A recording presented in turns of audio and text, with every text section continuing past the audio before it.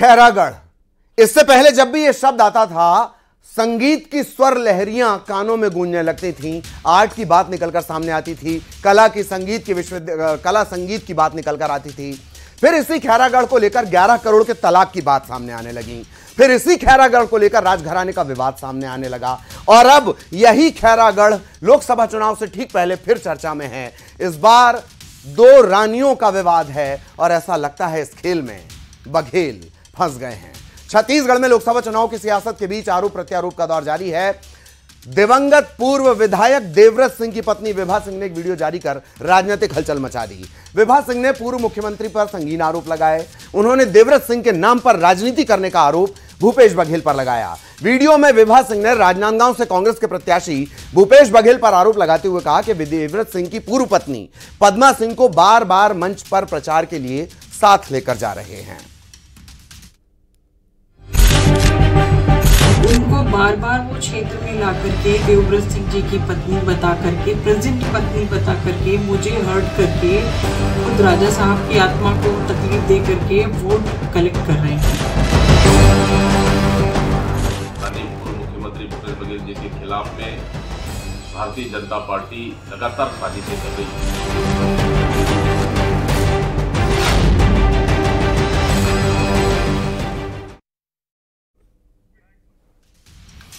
खैरागढ़ राज परिवार का विवाद देवव्रत सिंह के निधन के बाद से ही शुरू हो गया था, लेकिन लोकसभा चुनाव के दौरान इस विवाद ने नया सियासी रंग ले लिया है। मैंने आपको बताया, खैरागढ़ का इतिहास सिर्फ ये नहीं है कि वो वहां के राजा हैं। खैरागढ़ का इतिहास ये भी रहा है कि सबसे महंगा तलाक जो हुआ था, इसके अलावा जो आरोप लगा रही हैं उनके जो ताल्लुक हैं वो राजा भैया, जो बाहुबली सांसद राजा भैया हैं, उनसे भी हैं। एक तरफ दिवंगत देवव्रत सिंह की पत्नी, पहली पत्नी पद्मा कांग्रेस के लिए प्रचार कर रही हैं और दूसरी पत्नी है वो इस प्रचार पर आपत्ति जता रही हैं, कांग्रेस पर आरोप लगा रही हैं, मतदाताओं से बीजेपी के पक्ष में वोटिंग की अपील कर रही हैं। मैं विभा देवव्रत सिंह आपको इस वीडियो के माध्यम से कुछ बताना चाहती हूँ। मैं माननीय पूर्व मुख्यमंत्री श्री भूपेश बघेल जी, जो कि कांग्रेस के एक वरिष्ठ नेता हैं, उन्होंने उनका ये बार बार इस तरीके से गलत करना कि मेरे पति स्वर्गीय देवव्रत सिंह जी की आत्मा को दुख पहुंचा रहे, वो जिस पद्मा ने 11 करोड़ के लिए राजा देवव्रत सिंह जी को छोड़ा, राजनांदगांव और खैरागढ़ क्षेत्र को छोड़ा, बच्चों को छोड़ा और पैसे लेकर के वो किसी और के साथ उन्होंने शादी करके घर बसा लिया। उनको बार बार वो क्षेत्र में ला करके देवव्रत सिंह जी की पत्नी बता करके, प्रेजेंट पत्नी बता करके, मुझे हर्ट करके, खुद राजा साहब की आत्मा को तकलीफ दे करके। और इधर विभा सिंह के आरोप पर लोकसभा चुनाव के दूसरे चरण से पहले छत्तीसगढ़ का सियासी पारा हो गया है हाई। विभा सिंह के बयान पर सियासी बयानबाजी तेज है। कांग्रेस ने विभा सिंह पर बीजेपी के इशारे में इस तरह के बयान देने के आरोप लगाए। वहीं बीजेपी ने कांग्रेस के आरोप पर पलटवार किया। बीजेपी का कहना है कि भूपेश बघेल पर लगातार आरोप लग रहे हैं, ऐसा कोई बचा नहीं है जिसे बघेल ने अपमानित न किया हो या प्रताड़ित न किया हो। लेकिन लगातार हमारे कांग्रेस के खिलाफ में, माननीय पूर्व मुख्यमंत्री भूपेश बघेल जी के खिलाफ में भारतीय जनता पार्टी लगातार साजिशें कर रही है। और सवाल ही नहीं कि इस तरह का वीडियो भी ये भारतीय जनता पार्टी के प्लान से ही जारी किया गया है, लेकिन इस तरह के वीडियो से उक्त लोकसभा में सीट में कोई फर्क नहीं। बेहद गंभीर आरोप है, संवेदनशील आरोप है। और देखें तो भूपेश बघेल जी पर आरोप लगातार लग रहे हैं। पहले सुरेंद्र दाऊ ने उन्हें खरी खोटी सुनाई, फिर अरुण सुसिदिया का एक पत्र जिसमें संगठन में भी भ्रष्टाचार करने की बात हुई, और अब यहाँ पे एक राज परिवार जिससे देवव्रत सिंह जी जनप्रतिनिधि रहे, बड़ी प्रतिष्ठा है उनके परिवार की, उन्होंने जो आरोप लगाए हैं कि उन पर हमला करवाया गया, उन्हें अपमानित किया गया। ये आरोपों के बाद जनता में इस बात की चर्चा है कि भूपेश बघेल अन्याय के प्रतीक बन गए। ऐसा कोई छत्तीसगढ़ का व्यक्ति बचा नहीं जिस पर भूपेश बघेल जी ने अन्याय न किया हो या जिसका दिल न दुखाया हो। बेहद खास गेस्ट पैनल हमारे साथ मौजूद है और इसमें खुद विभा सिंह मौजूद हैं, इसके अलावा अनिल सिंह चौहान कांग्रेस के प्रवक्ता हैं, वो हमारे साथ जुड़े हुए हैं।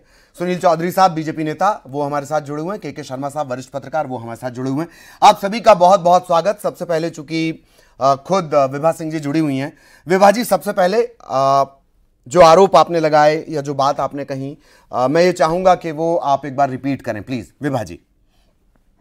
सर वो आरोप नहीं है, वो सच्चाई है।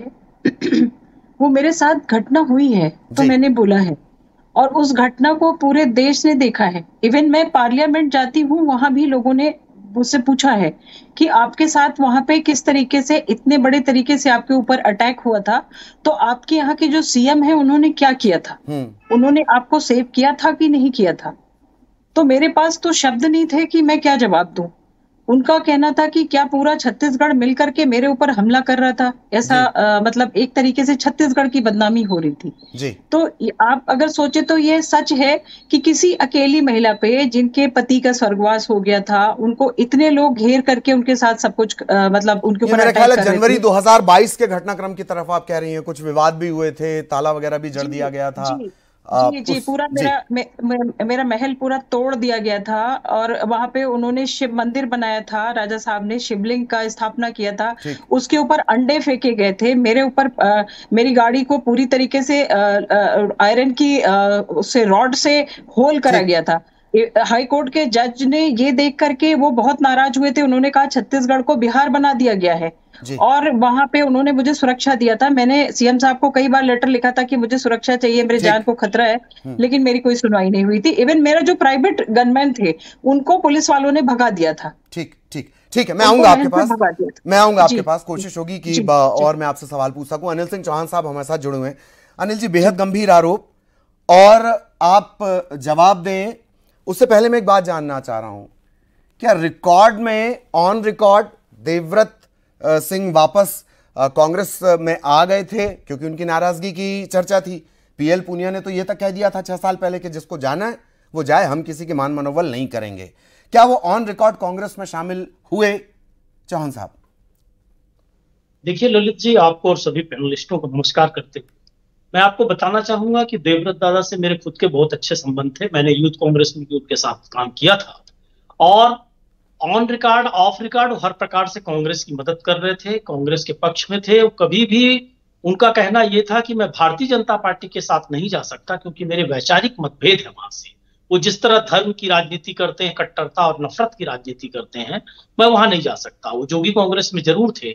इस तरह की बातें हमेशा हुआ करती थी। महत्वपूर्ण बात यह है ललित जी कि जब भूपेश बघेल जी की लोकप्रियता से भारतीय जनता पार्टी घबरा गई है, तो चाहे चंद्रशेखर शुक्ला जी हो, चाहे अरुण सिसोदिया हो, चाहे इस तरह से किसी न किसी व्यक्ति को लाकर, चूंकि मुद्दों में भाजपा फेल है, तो वो कहीं ना कहीं से राजनीतिक षड्यंत्र और साजिश में आ गए। बिल्कुल निश्चित तौर पर, चाहे विभा सिंह जी हो, तो ये इनके घर की लड़ाई को एक राजनीतिक लड़ाई बनाने का प्रयास भारतीय जनता पार्टी जो सुनियोजित तरीके से कर रही है, उसका कारण है। इन्होंने भ्रष्टाचारियों का जमावड़ा ईडी, आईटी, सीबीआई के माध्यम से अपने दल में कर लिया है। तानाशाही चरम पर है, महंगाई चरम पर है, बेरोजगारी चरम पर है। तो मुद्दों में फेल हुई भाजपा के पास अब एक ही रास्ता बचा है, षड्यंत्र और साजिश। वही वो कर रहे हैं, केंद्रीय एजेंसियों का दुरुपयोग, संवैधानिक संस्थाओं का दुरुपयोग। तो ये लोकतंत्र में जो राजनीति की शुचिता थी, उसको बहुत आराम से भारतीय जनता पार्टी खत्म कर रही है। अभी आपके यहाँ ही चल रहा था बहुत महत्वपूर्ण समाचार, जिसमें राम विचार नेताम जी कह रहे थे जो मोदी जी का विरोध करेगा और राम का विरोध करेगा और राम से भी बड़े हैं वो राक्षस होगा। तो ये जो आज भारतीय जनता पार्टी जिस ओर लोकतंत्र को ले जा रही है, जैसा हम लोग हिटलर वगैरह को देखते थे छद्म राष्ट्रवाद के नाम पर कैसे वो तानाशाही को इस देश में लेके आए, उसी रास्ते पर भाजपा अग्रसर है। इसलिए सारा राजनीतिक षड्यंत्र रचा जा रहा है। ठीक। सुनील चौधरी साहब, आपका रिएक्शन? मैं बोल सकती हूँ? हाँ, मैं आऊंगा अभी बचे आपके पास। सुनील जी का एक रिएक्शन ले लें, फिर मैं आपके पास आ रहा हूँ।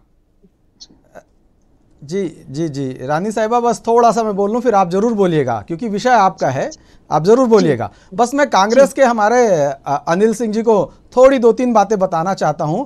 माननीय देवव्रत जी जब कांग्रेस छोड़ करके गए थे, तो कौन सी ईडी, आईटी उनके घर में पहुंच गई थी?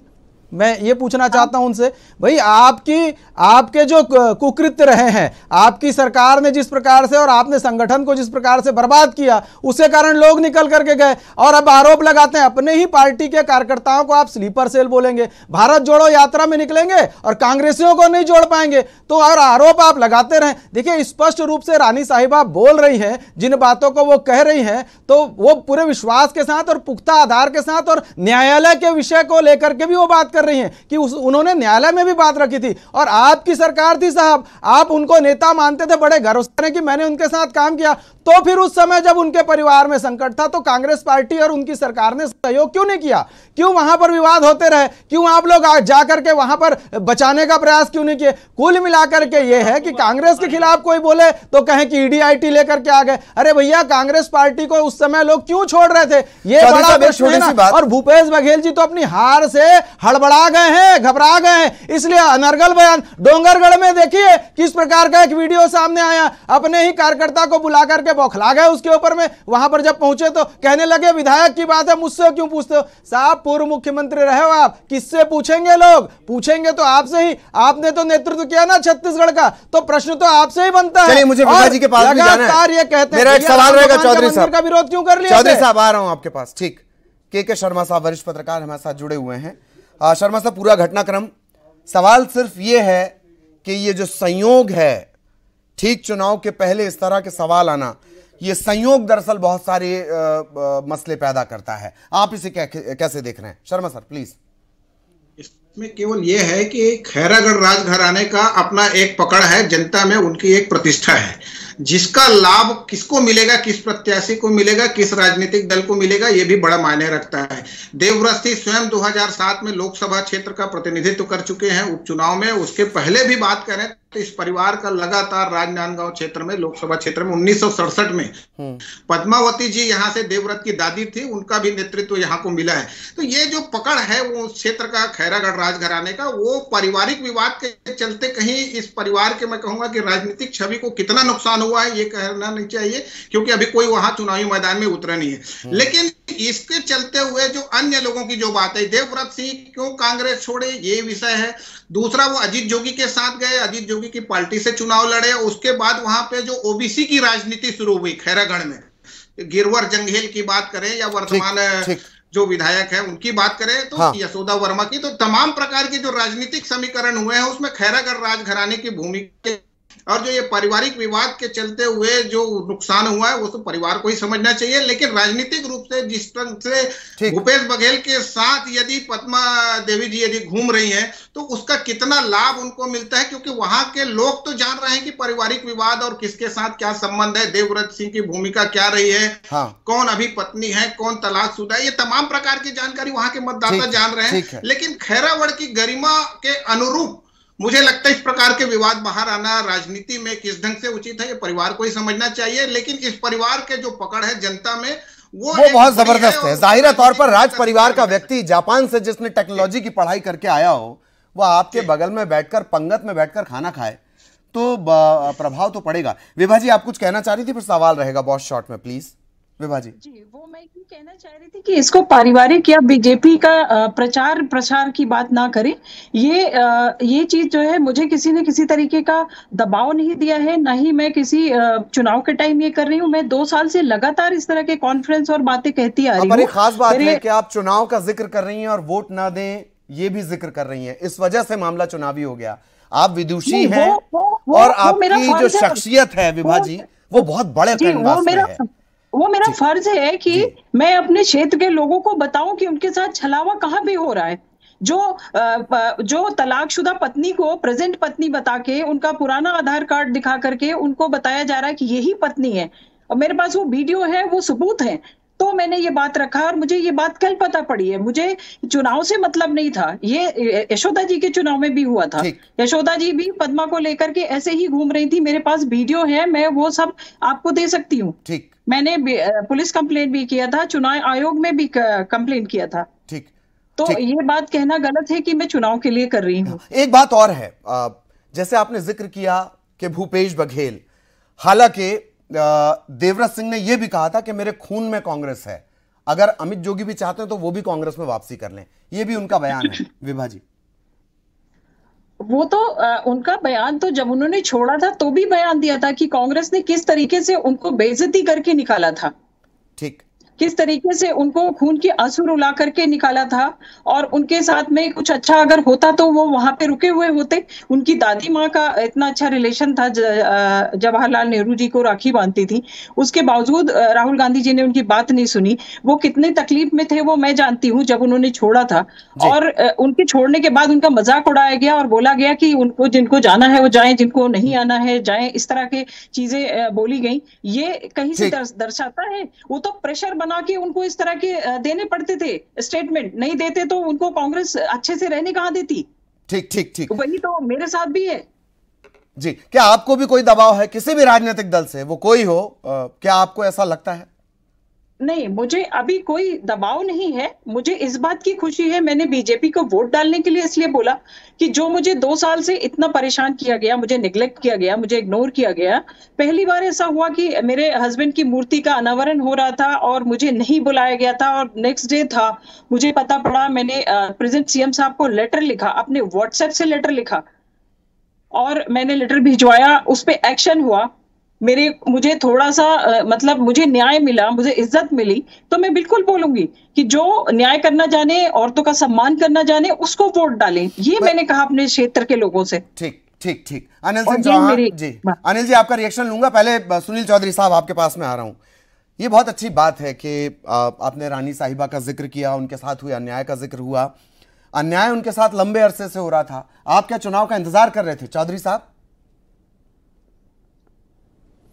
ये देखिए, चुनाव के इंतजार का विषय नहीं है, हम तो हर अन्याय के खिलाफ खड़े रहे, लड़ते रहे। बताइए, जनवरी से अक्टूबर और जब परेशान किया जा रहा था विभा सिंह को, कितनी बार बीजेपी नजर आई अन्याय के खिलाफ, और वो भी एक महिला के साथ हुए अन्याय के खिलाफ? मुझे देखिए, भारतीय जनता पार्टी छत्तीसगढ़ में किसी भी व्यक्ति के साथ अन्याय हुआ, किसी के साथ भी अन्याय हुआ तो भारतीय जनता पार्टी खड़ी रही उनके साथ में। ये हम तो रानी साहिबा को ये नहीं कह रहे हैं कि भाजपा की आप प्रचार करिए, उन्होंने तो स्वस्फूर्त कहा कि मेरे साथ अन्याय हुआ, और उसके बाद मैंने जब अभी वर्तमान मुख्यमंत्री जी से कहा, आग्रह किया, तो उन्होंने मेरी बात मानी। भारतीय जनता पार्टी नारी वंदन अधिनियम भी लेकर के आती, तो नारियों का सम्मान करना हम बेहतर तरीके से जानते हैं। लेकिन कांग्रेसियों से पूछना चाहता हूं कि जब उनके घर में तोड़ फोड़ रही थी और कोर्ट ने जब कहा, तब एक इनकी सरकार थी ना, ये क्या कर रहे थे?